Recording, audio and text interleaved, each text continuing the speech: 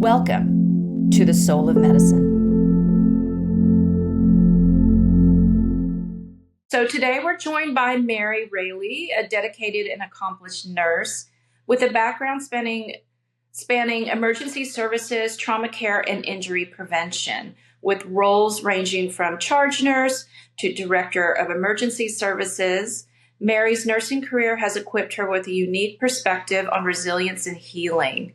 Now, as she navigates the journey of retirement and semi-retirement, she has found a new way to apply her skills and experience. So one adventure in particular that has been transformative very recently is walking the Camino de Santiago. So Mary, welcome to the show. We're excited to hear about your trip and your experience on the Camino and how it intersects with your nursing healing background and your approach to this new phase in your life. Well, thank you so much for inviting me. I find that everyone is very interested in hearing about my trip, or as I have to say, my pilgrimage, because it really was much more than just a trip. It was a life-changing adventure. It was a challenge. There's so much more that you can say about the Camino, and I hope that I can really paint a good picture for people about what my experience was like. Amazing. So could you start by sharing your background and what led you to walk the Camino now versus like 6 months ago or 6 years ago? All right, so walking the Camino has been one of those bucket list items that I've had. About 10 years ago, when I was starting to plan my retirement years, and I knew I wanted to travel, and I'd been seeing the Camino in a lot of travel brochures, but I wasn't really quite sure what it was about. And as I was winding down my nursing career, I knew I still wanted to be active. I didn't want to go from being a nurse who was busy every day, doing all kinds of different activities, to just not having anything to do. And that might have even been part of the reason why it took me so long to retire. I mean, I was getting close to 50 years working full time, and I'm like, I've got to get out here and enjoy life. So I really feel like that my nursing career kept me busy, kept me active, and then planning the Camino was this kind of a natural fit. And it took me a couple of years to really get to that point where I was ready to walk the Camino, because I didn't really think I wanted to do this by myself. I do a lot of things by myself. I'm not afraid at all to get out there. But this was something where I thought it would be nice to have some company. So a couple of my brothers who are recently retired, like myself, decided that we would all walk together. And so we got busy and started planning, and then we started training. So that was kind of how the whole thing evolved. Was they had it on their list of things to do, and we all just kind of came together and said, why don't we just do it now? We're not getting any younger. Mary, could you explain for our audience what the Camino is, where it is, and sort of its history and pilgrimage, why people want to go there? Yeah. I will try to do my best, because it was one of those things I had to do some research about it and learn about the Camino myself. I've been raised Catholic, that's been one of the hallmarks of our Catholic faith, is learning about your saints. And so St. James was one of I think it was a cousin of Jesus. And so after Jesus's death, he was commissioned to go out and start spreading the word, Christianity. So James, as you know, in a lot of history, it wasn't well received in parts of the world. And I think where he was at the time he was evangelizing, they didn't much care for that. So he was beheaded, I think, is how the story goes. But anyway, he was a martyr. And his followers, the trail is supposed to be a sort of a path that they took to get him to Santiago from wherever this occurred. And it's a religious walk, basically. It's a very spiritual walk.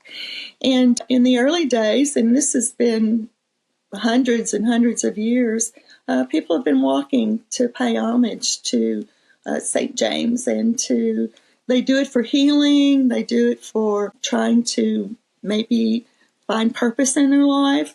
So the Camino is really a very personal experience. And so I think that's kind of how the whole process of walking the Camino has become so popular, because people are looking for that opportunity to sort of disconnect from the world because things are so crazy.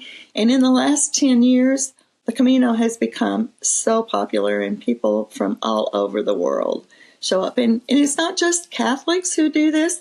There are people of every faith and people who have no faith who walk the Camino. But we're all there for the same purpose. Well, in some ways, we're there for the same purpose. Some of us are doing it for the challenge. Some of us are doing it because it's a spiritual or a religious walk. So that's sort of in a nutshell how I understood the Camino, and that was sort of my purpose for walking.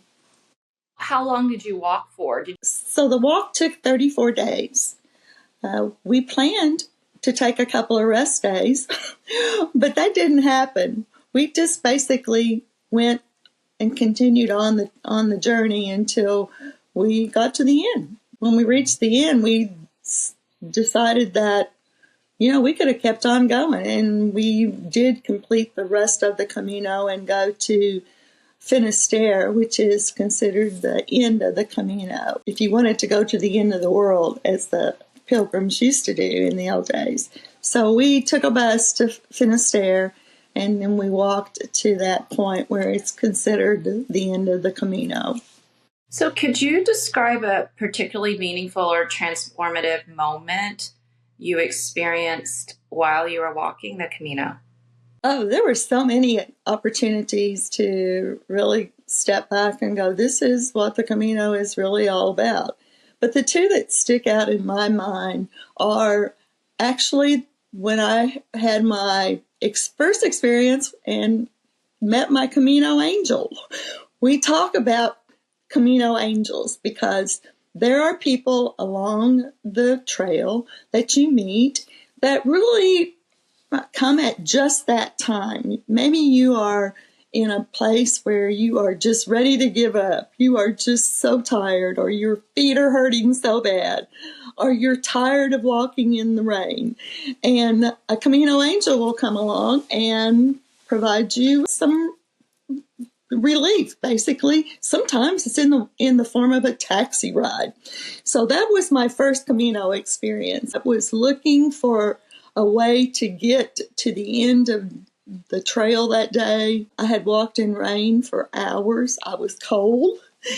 And I was at a little restaurant, and there were a lot of other pilgrims there too. We were all just drenched. And I looked out the window and I saw a taxi. And it was across the street. And I saw someone getting in the taxi. And I thought, I'm going to walk over there as fast as I can and see if I can get a ride with them. So I walked over, couldn't speak a bit of Spanish to the taxi driver. He was outside putting in her bag. And she opened up the door and she said, yes, come get in with me. She said, I'm going to the next place on the Camino, the next stop on the Camino. And she could speak very fluent Spanish. So she explained to him that I was going to get in there with her and we were going to ride together and we were going to share the cost of this cab ride. So I get into the taxi with her. She introduces herself. Her name is Erin. She's from Dallas, Texas. We had the best conversation. She was just amazing. We still keep in contact. And it was just the right person at the right time who had a taxi already there. And I was able to get in and walk and warm up. And, we went within 5 kilometers of where we were going to end up for that day. So I could walk the last 5 kilometers without any problem. But she was my first Camino angel. And we walked several days. I kept running into her throughout the rest of the Camino. So Erin became my first Camino angel, and then there was Christian, who happened to show up the day I needed ibuprofen. So he became my Camino angel too, and I walked with him on several different occasions. So it's very interesting how the Camino family works, because the day that you start is usually those people are the same people that you're going to meet and walk with for the next 30 days. So you do develop this kind of sense of family. So it was really pretty special. And there were lots of other people who I walked with. Sue, who walked with me one day because we were going down a very treacherous part of a trail. And she was much younger than me, but she stayed with me because she said, I don't want you to be out here by yourself and fall because this is really slick and the rocks are, you could hurt yourself. So there were those kinds of experiences along the way that just really made the Camino such a wonderful experience for you, even though it was hard. So how does the physical act of walking the Camino relate to your spiritual or inner journey? Because it's almost like one foot in front of the other. You come upon challenges, Can you make any kind of relationship between walking the Camino and your spiritual journey, your inner journey? So the Camino is really about slowing down to the speed of walking. So if you think about that, our busy days, day in and day out, we are constantly just moving from one thing to the next. And on the Camino, you get up every day, you do the same thing. You get dressed, you pack your bag, you get your shoes on, you make sure your feet are taken care of, and you just go out and walk. And first thing on the list is usually to find a coffee con leche, and you have your coffee or a pastry or whatever you can find to eat, and you just walk. And so you have to slow down. There's no way you can be in a hurry. There's no way that you can not have time because you're out there walking for hours and hours and hours. And sometimes you walk with other people, sometimes you walk alone. And it wasn't hard as you could always either drop back or you could say to the people you were walking with, I think I'm going to stop now and take a few pictures. You all go ahead, I'll catch up with you later. And then that gave you an opportunity to be alone if you wanted to be, because that's why a lot of people walk the Camino. They feel like they need to be alone and they want to walk alone. So the Camino can be whatever you want it to be. You can be with people or you can be by yourself. So you sound like a different human being pre-Camino as you do now. And you know what I'm talking about. So I know we had this conversation of like, Mary, you got to slow down. And this is amazing. And so this experience of actually having to embody, because you had no choice, like you couldn't go fast. There's just no way. It wasn't really made for that. So it seems like, you needed sort of this experience to be able to relate to that need to slow down and what that really means, not just slow down. I think a lot of people, particularly when they approach a retirement or transitions, wherever in their life, that moment of slowing down or cocooning or contracting is a negative thing. And it's sort of the opportunity that's needed, right, to blossom into the next phase of life, to to accept what's coming forward or to deepen even our relationship to self. Well, that was one of the things that I thought about as I was walking, because you and I had talked about how I had been in this very busy, energized kind of career because of being an emergency nurse. You are constantly expecting a challenge to come through the door. So I've become what I've always termed an adrenaline junkie, because it was like, boy, whatever's coming in, I want to take care of it. I want to be there. I want to be in the middle of it. And so you're just constantly in motion, I feel like, even though it wasn't like that day in and day out. That was kind of the mindset that you had, that I always had to be ready to go at a moment's notice. So retirement then for me was kind of scary, because all of a sudden I'm thinking, okay, I don't have a routine. I'm not going to get up and go to work every day. What am I going to do with myself? My children don't live here. My grandkids are all, out of town. How am I going to stay occupied, and what am I going to do? And I found that I was so busy just trying to put things in my life so that I wouldn't be sitting around doing nothing, because you can't travel every day. You got to find something to do in the meantime. And that was where I started out my retirement, was like keeping busy. Well, I can't sit around here. I have to be productive. I'll be lazy if I don't have something going on all the time. And it took me about a year to realize that it's okay to not have anything on your agenda for the day. It's okay. I did stay connected with some of my professional organizations, and to keep a more of a social component in my life. I have sisters who live close, and so I see them on a regular basis. I don't see my brothers very often, but I do try to keep my social life a little bit busy, and we do find time to get together. But being alone and being on my own, I guess, day in and day out has really been good for me. It's been good for me to slow down and to sort of reflect on what this next chapter in my life is going to be about. And I don't have to travel every single day. I wanted to travel a lot when I first retired, but now I'm finding that, I've traveled enough. I think I can stay home for a little while now and can, find other things that can keep me engaged and be more calm, I think, is what I really need to do, is find more calmness in my life. Wow. So yeah, that was my question. So how has your sense of purpose evolved since walking the Camino, since retiring? The thing that I've noticed just recently is that I find myself not being so focused on me, that I want to focus on other people, and I want to be of service to people, like my nursing career was. And I don't seek out people to be, I don't want to be a caretaker for people, but I find that I am more in tune to the needs of other people and not just being so focused on me, which is something that I knew I needed to work on, because I've always been focused on other people. And then when I went into retirement, I thought, okay, this is the time for me.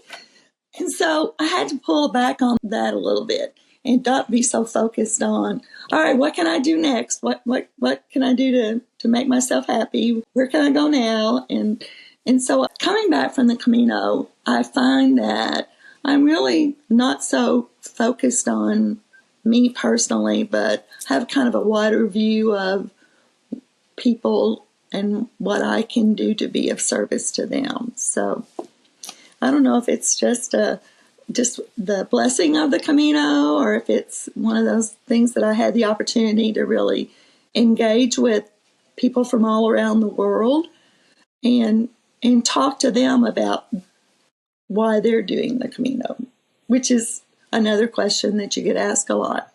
Do you know why you're walking the Camino? And honestly, the only thing I could come up with was I was looking for a challenge, and the opportunity presented itself.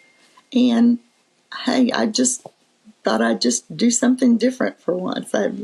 It's not something everybody gets to do. So I did it. I signed up for it. I'm going to do it. And that's what I did. I finished, and glad that I did it. That's amazing. So what advice would you give somebody who's approaching retirement? Because I know that there's that phase of should I, shouldn't I, when should I do this? I know that you also were in that space of like kind of straddling. I know I want to. It's almost like two things talking, like your ego going, no, I could just do one more year, and your soul going, I think you're done. Like, go have your adventures that you've worked so hard for. So is there any advice that you would give somebody who's sort of teetering on that place? And this doesn't have to be by age, by the way. To me, this is sort of that transition of doing something else, after things have expirations and things have like contracts are over, and whether it's relational, your work career, where you live, it's all these sort of transitions that people have a difficult time with, that they know they need to put it to an end and move on to something, but that in between is difficult. Could you speak to that? I think I worked too long. I honestly do believe that I should have retired sooner, because looking back at it now, I don't think that I really accomplished a whole lot more just by working. I was putting something off is what I was doing. And I look now at my grandchildren and see now how important it is to be a part of their lives. And you can't be a part of your grandchildren's lives when they live out of town and you are busy working all the time. So as I told many people when I retired, it's my grandkids, I think, that have really kind of given me the real decision. That was the real decision right there, is that I wanted to spend more time with them, because grandchildren are the most wonderful little creatures that God ever created. And so spending time with these little kiddos and being there for them and being able to be a part of their life was really important. And so I've tried to spend as much time as I can with the kids and with the grandkids. And going into retirement is really unknown territory. It's kind of like going on the Camino. It was pretty unknown territory to me. I'd been to Spain. I knew it was a beautiful country, but I had no idea what was lying ahead of me. And walking the Camino was very much like that. I read books on the Camino. I read books on retirement. I watched YouTube videos, did all of that. You don't really know it and what you're going to experience until you actually do it. And putting off retirement might be a way of just saying, yeah, I don't really know what I'm going to do. I don't really know how I'm going to navigate this. But just remember that it's unknown territory for everyone who's never been retired, especially if you worked your entire life. I also want to tell people that if someone says, well, you should do this and you should do that, do what you want to do. It is really your decision to do what you want to do when you want to do it. I worked as long as I felt like I wanted to, and then when I retired, I knew I'd made the decision on my own, and it was my journey that I was on. It was my chapter of the book that I was into now. So don't be afraid of it. Don't think that you're not going to have things to do, because you will have things to do, and you will meet new people. And part of the best part, I guess, about travel is that you do meet so many new people. And if you go with a group, and I've been one to just sign up with a group and go and not know anyone, and you meet so many really wonderful people, and you have such great experiences with them. So it's a whole new life. It's a whole new experience. And every time you do something, you realize that there are things that can keep you busy. There's so many good people in the world. You become part of a community, which is what work did for me. Work gave me a community to be a part of. You just have to find yourself a new community. So it is very much a reward for working all those many years to go into retirement. But you don't have to just sit around. You can find plenty of things to do. Stay active. That's the most important thing. Don't let people tell you you're too old to do something, because you're not. If you want to do something, try. You'll never know unless you try. It's a very fun part of life. It's certainly has given me the opportunity to do so many things. And I'm just happy that I have good health, and I've worked very hard throughout my entire life. I started early on. Trying to be healthy, eat right, exercise, try to keep a good mental attitude, see the positive in everything, and be around positive people. The world is so full of negativity. We don't need to be around more negativity, and especially not in our retirement years. So be around those people that make you happy. Get rid of all the stuff that doesn't make you happy, doesn't bring you joy. Because to me, joy is the most important part of life and retirement and everything in general. And people will say, well, how was the Camino? Was it fun? And I'm like, well, while I was walking it, There were days that were fun, but not every day was fun. It was hard. There was a lot of challenges that I faced with just being tired and getting my body strong enough. I thought I was strong when I went, and I thought I was ready for it. But I learned along the way that this is a lot of work, and it was more than I expected, but I was determined I was going to finish, and I came away from the Camino physically stronger. I think spiritually I grew because I learned humility. I learned patience. I learned that you can speak to God, and He listens. He's there with you. I couldn't have made it up some of those mountains and over some of those treacherous trails had I not asked God to help me walk this and keep me strong and keep me from injury. So you really do focus on that spiritual component and know that you're not by yourself. And I was never by myself physically either. Spiritually I wasn't, nor physically was I. I always felt like there was something out there that was going to help me get over the next hill, get up the next mountain, get through all this rain. It was a wonderful experience. What a beautiful metaphor for the journey of life. It sounds like that you had, in that trip. So amazing. Thank you so much for sharing all of that. So I know you want to stay grounded for a little bit, hanging out locally, but are there any upcoming adventures or pursuits, not just travel even, that are coming up for you? Well, it's interesting that you would ask because I leave next Monday for Ireland.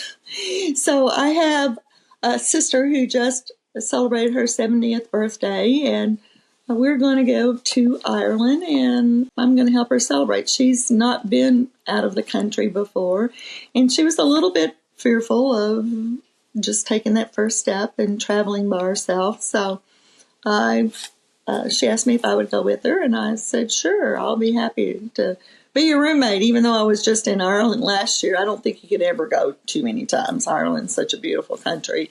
But I've got that trip planned, and then in November I'll be going to Italy, and I'm really looking forward to that. That's going to be an amazing adventure, and it's a pilgrimage as well. I'll be going with a group of other Catholic friends and people that I don't know, but it's okay. I'll make friends with them. But it's going to be a very spiritual experience as well. It's a beautiful country to visit and to see. So looking forward to that experience. As a matter of fact, the Ireland trip is also a pilgrimage. And that's another thing, too, that I think that people don't understand about the Camino. There's not just one Camino that you can walk. There are at least 16 different Caminos that I'm aware of that people can pick to walk. The 500-mile walk from France to the other side of Spain is probably one of the longest. But there's a lot of shorter ones that you can walk. So if someone is sitting there going, well, I don't think I'd want to walk 500 miles. All right, well, there are other Caminos that are a lot shorter and don't take as many days as mine did. But I'll probably walk another Camino again. That was one of the things that I learned on the Camino is that once you finish this one, it's like you want to do it again. There's such a draw to do this, to have this experience, that I would do it again. I don't think I would walk the 500 miles again, but I would walk a different one because there's only one first Camino. I've learned that, you can't go back and have the same experience, but it'll be a different experience. It'll be in a different part of the country. You'll meet different people. So I would definitely recommend it. If you're thinking about it, but you think, I can't do 500 miles, there are others that you can do. And you can stay home and walk too, but walking is definitely a benefit and a blessing, and it's a way to really stay healthy. So that's so amazing.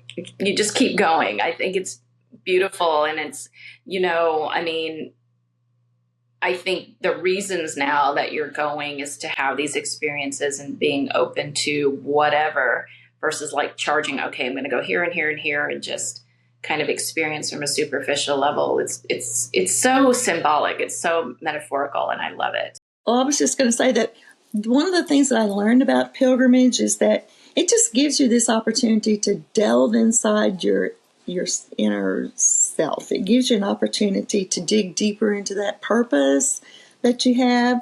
And it's after retirement, it really does give you a chance to reorient to what's the next phase of my life.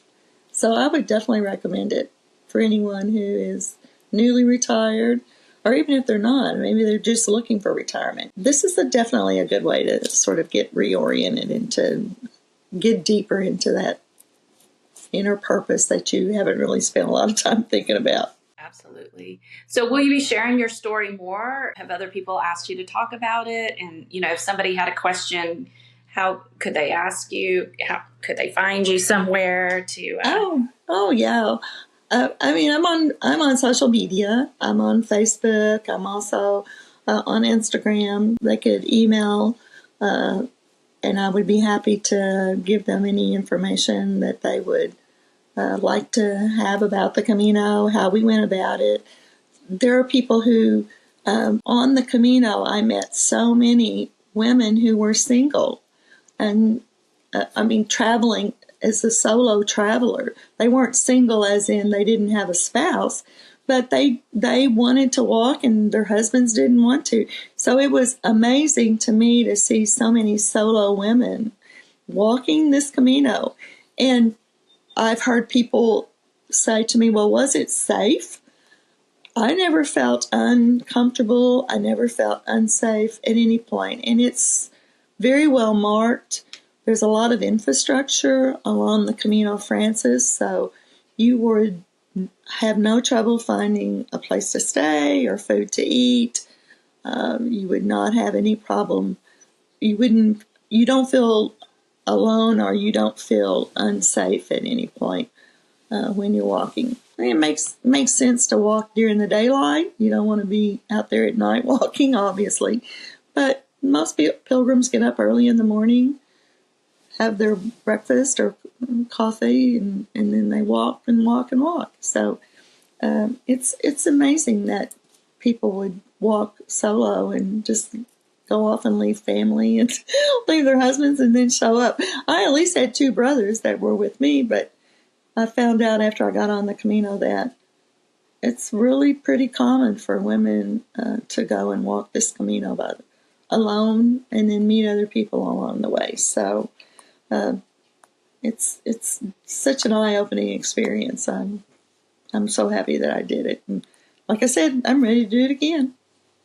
I love that. And thank you for bringing up the part about women going alone. Maybe it's also this, I can see it being this very deep spiritual journey, and I did want to ask you too about, advice that you would give maybe somebody in their perimenopausal years. I work with a lot of women who are going through menopause. It's such a shift and a change going from, the maiden and the mother. And we talked about in this talk I just recently did, the gifts of aging, this crone period for women, this eldership. And it sounds very much that you're in this phase of your life. And when women are trying to navigate leaving,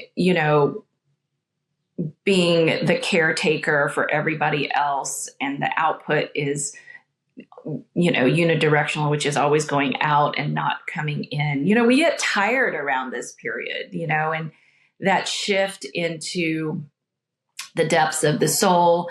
And also what's interesting is what you said is that, like, I don't want things for me. And this is what happens to a woman's brain as she gets into these postmenopausal years, which shifts from a man from self to being of service to the world.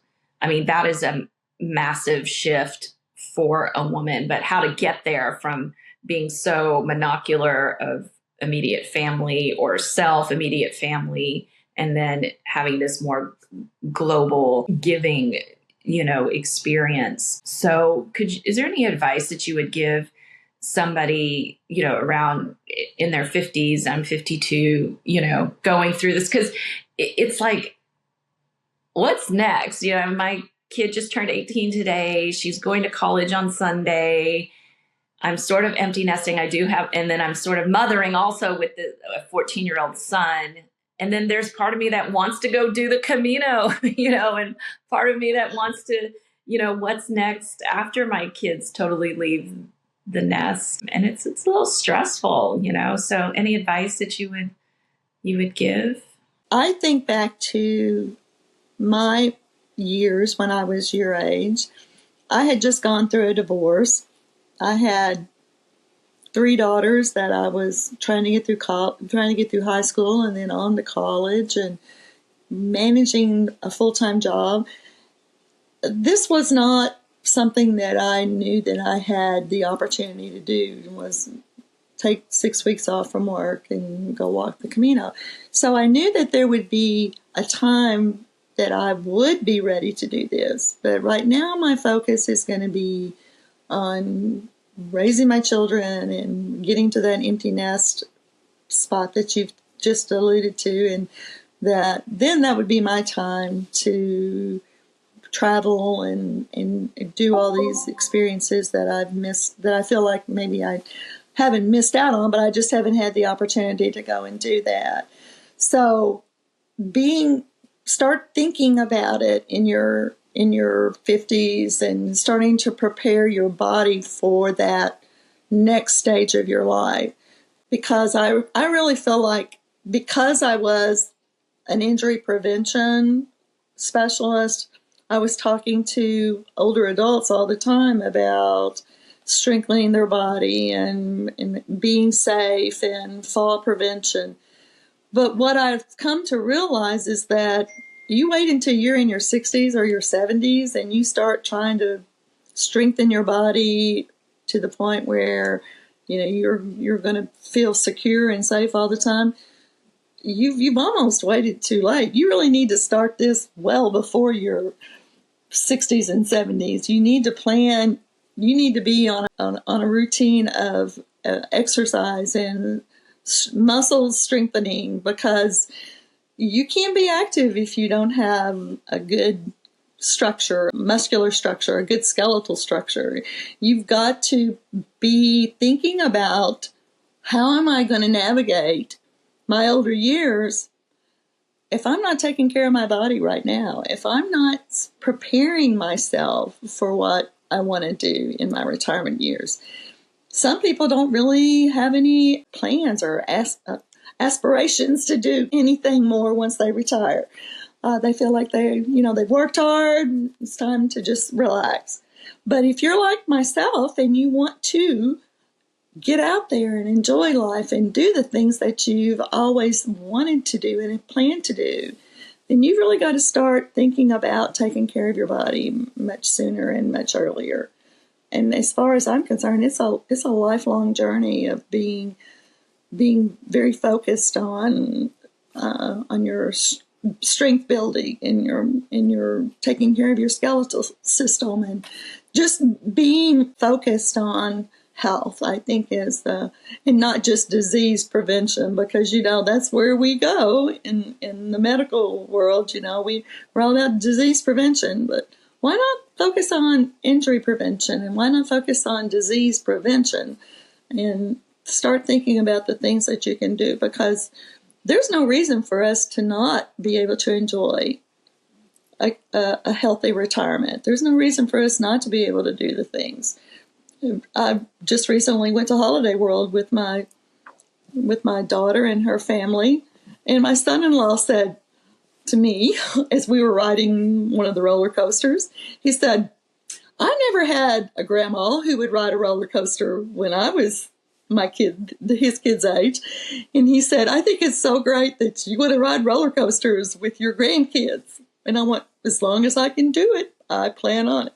So it's really what makes you happy and what you want to do with your life. But you're not going to be able to do it if you don't start thinking about it before retirement. How is my body how can I make it last? How can I make it stronger? How can I keep it strong? That would be my advice for people in their 50s. If you haven't got a good exercise program, or you're not focusing on your making your body healthy, it might be challenging when you get to be 70. I think that's good advice. I mean, we plan for retirement financially, right? And we have those kinds of advisors, but oftentimes we don't plan for ourselves physically in those years as well. I think that's something that's great advice. And yes, to focus on wellness, not illness. I don't want diabetes, but what do I want? And I know you work very hard at keeping yourself healthy in mind, body, and spirit, which is what we're trying to promote, in the practice, because it takes all of that. It can't just be, this little slice of the pie over here and expect, to have everything fall into place in your 70s and 80s, right? So, Well, one of the things that I used to always tell my older adults was that we have to exercise mind as well as exercising our brain. And they would say, well, I do crossword puzzles and I do little computer games and things like that. Isn't that enough? And I'm glad that they're trying to stay active mentally and that they're keeping their focus. But I said, have you ever considered learning a new language, or have you ever considered playing an instrument? I know that the people who play an instrument throughout their life and continue to play an instrument into their older years are some of the sharpest people around. Playing an instrument just really keeps the brain engaged. You're building all these new pathways in your brain. And that is the thing that I tried to do when I was in my job as an injury prevention specialist, was to not only just focus on how to keep from being injured, but how do I keep my brain strong? How do I keep all of my facilities? Because what people don't stop to think about is that they want to continue driving. They want to continue to be independent. But if you don't pay attention to your health and your physical being, and also to your mental health, driving becomes very difficult and dangerous. So I taught classes on driver safety for older adults, and it was such an important part of my curriculum was to be able to tell them these are ways that you can continue to grow new pathways, and you can continue to keep your brain healthy, and you've got to exercise, or getting in and out of your vehicle is going to become such a challenge for you. So that would be another bit of advice that I would start to give people in their 50s and even into their 60s, is that if you don't take care of your body and you don't take care of your brain, you're going to get to the point where you're going to become more dependent upon other people to help you do the things that you're so accustomed to doing. And we don't stop and think about how important driving is until we get to the point where we don't drive. We can't drive. And nobody wants to give up their car keys. I can tell you that. I haven't come across a single older adult who said, yeah, I can't wait till somebody drives me around. So, Mary, I think it's an interesting thing. So it's body, mind, and now it's soul. And that soul piece is also, just as important as those other two pieces that I feel like you've also developed, outside of the hospital, outside of clinical work, which is interesting to me. And as the Soul of Medicine podcast, and this is what we focus on a lot with people, is their spiritual life and how that leads to health and well-being, right? And so what advice would you give somebody for that soul piece at pre-retirement, or in their 50s, or in their 20s and 30s even? Is that something that we've got to get the body and the mind straight first and then go to soul stuff? Or is that something that we can start doing now? That's an interesting question, because when I think back on my 50s, I was so busy with children and with, high school, getting them ready for college, that I don't know that I focused as much on taking care of my soul as I should have. And so this is the one thing that I think I would tell people, the advice I would give them is to take some time to really delve into that inner space, dig a little deeper and think more about it, be more reflective.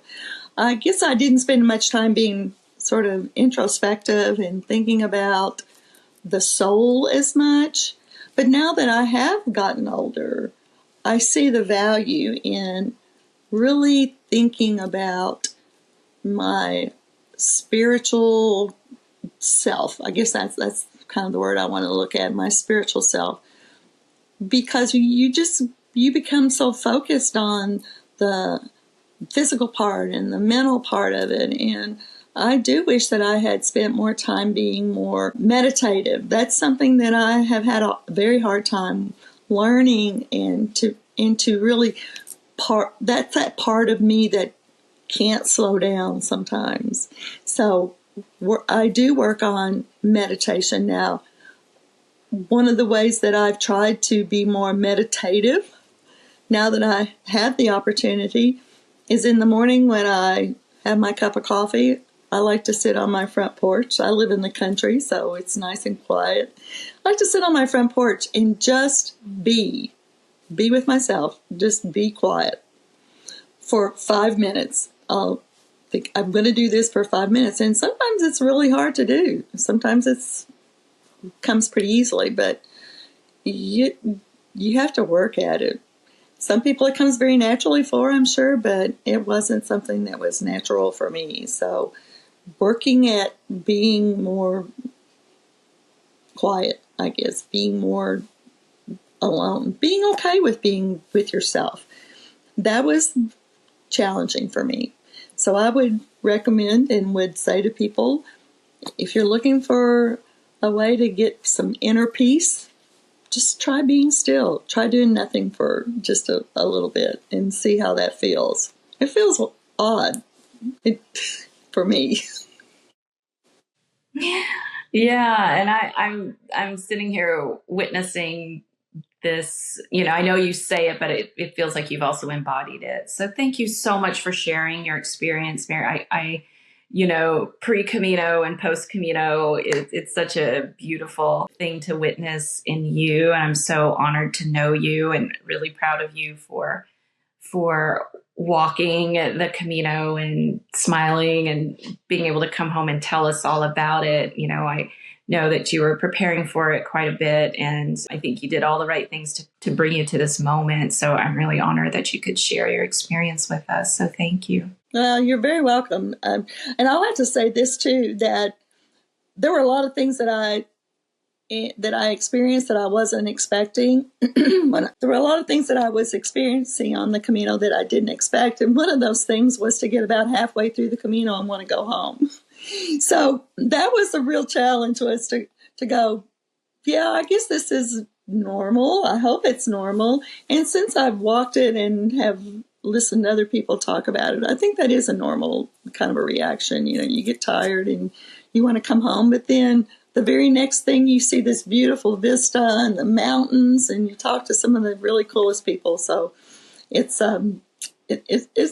was a different experience almost every single day, and you just learn so much about yourself. You learn about other people too. So thank you for having me on here on your podcast. I have certainly enjoyed it. It's always such a pleasure to relive that experience and think about all the kind people. The Spaniards were very kind. They take really good care of you, and it's just a beautiful experience all the way around.